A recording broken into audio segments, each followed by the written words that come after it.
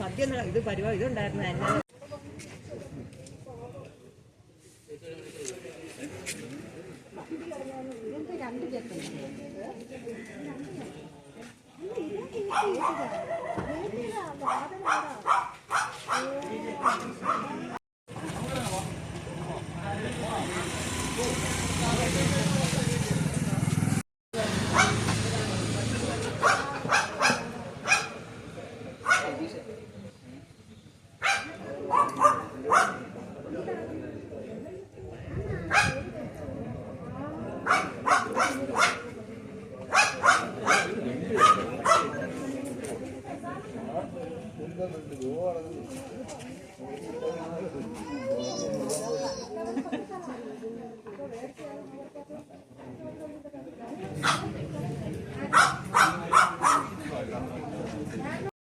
നമസ്കാരം, മലയാളി വാർത്തയിലേക്ക് സ്വാഗതം. കൊല്ലത്തെ നടുക്കിയ കൊലപാതകം നടന്ന ആ വീട്ടിലെ ദൃശ്യങ്ങളാണ് നമ്മളിപ്പോൾ കണ്ടത്. ഉളിയാക്കോവിലിൽ വിദ്യാർത്ഥിയെ കൊലപ്പെടുത്തി യുവാവ് ജീവനൊടുക്കിയ ആ സംഭവത്തിന്റെ ഞെട്ടലിൽ നിന്നും ഇതുവരെ മുക്തമായിട്ടില്ല ഒരു നാട്. എന്തായാലും പോലീസിന്റെ അന്വേഷണ റിപ്പോർട്ട് പുറത്തു വന്നിരിക്കുകയാണ്. എന്തൊക്കെയാണ് അന്വേഷണ റിപ്പോർട്ടിൽ വ്യക്തമാക്കിയിരിക്കുന്നതെന്ന് വിശദമായി നോക്കാം.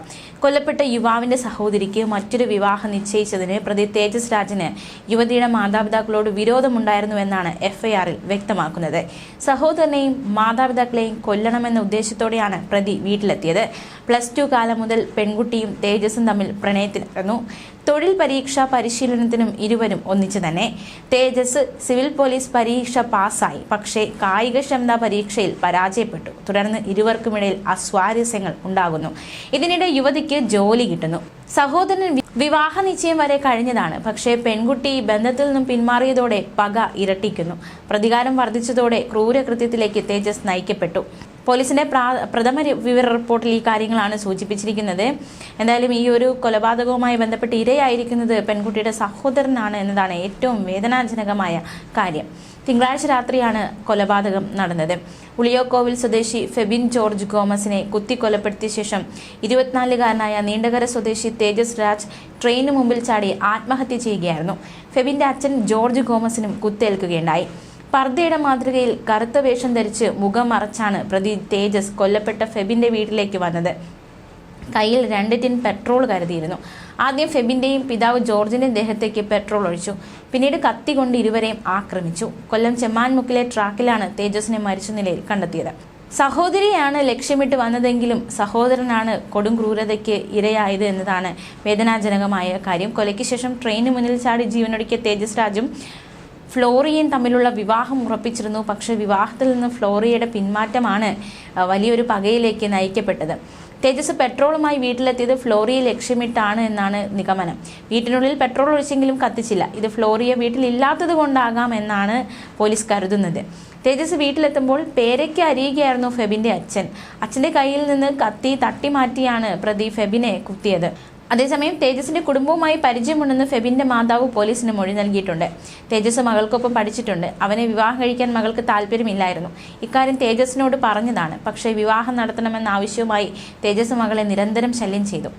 മാത്രമല്ല, ഈ സംഭവവുമായി ബന്ധപ്പെട്ട് അയൽവാസികളുടെ ഒക്കെ ഒരു മൊഴി വന്നിട്ടുണ്ട്. അതായത് അയൽവാസികൾ പറയുന്നത് 7 മണിയോടെയാണ് സംഭവം നടന്നിരിക്കുന്നത്. കുത്തേറ്റ ഫെബിൻ രക്ഷപ്പെടാൻ വീടിന് പുറത്തേക്ക് ഓടി മതിലിന് സമീപത്ത് വീണു എന്നതടക്കമുള്ള കാര്യങ്ങളൊക്കെ അയൽവാസികൾ കണ്ടിട്ടുണ്ട്.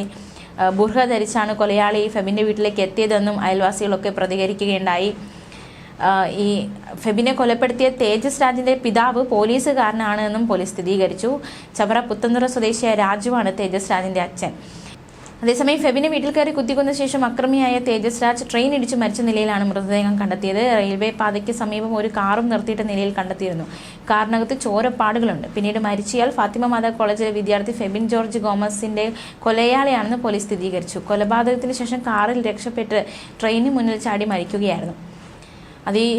ഞെട്ടിക്കുന്ന ഒരു സംഭവ വികാസങ്ങൾ തന്നെയാണ് ഉണ്ടായത്. എന്തായാലും ഫെബിനെ ആക്രമിക്കുന്നത് തടയാൻ ശ്രമിച്ച ഫെബിന്റെ അച്ഛൻ പരിക്കേറ്റ് ചികിത്സയിലാണ്. മറ്റേ സ്റ്റോറിയുടെ ബാക്കിയെ എന്തായാലും അതിക്രൂരമായ ഒരു കൊലപാതകമാണ് നടന്നിരിക്കുന്നത്. ഒരാളെ കൊലപ്പെടുത്തുന്നു, അതിനുശേഷം പ്രതി ട്രെയിനിന് മുന്നിൽ ചാടി മരിക്കുന്നു. എന്തായാലും ഈ ഒരു സംഭവത്തിൻ്റെ കൂടുതൽ വിവരങ്ങളാണ് പങ്കുവച്ചത്. ന്യൂസ് ഡെസ്ക് മലയാളി വാർത്ത.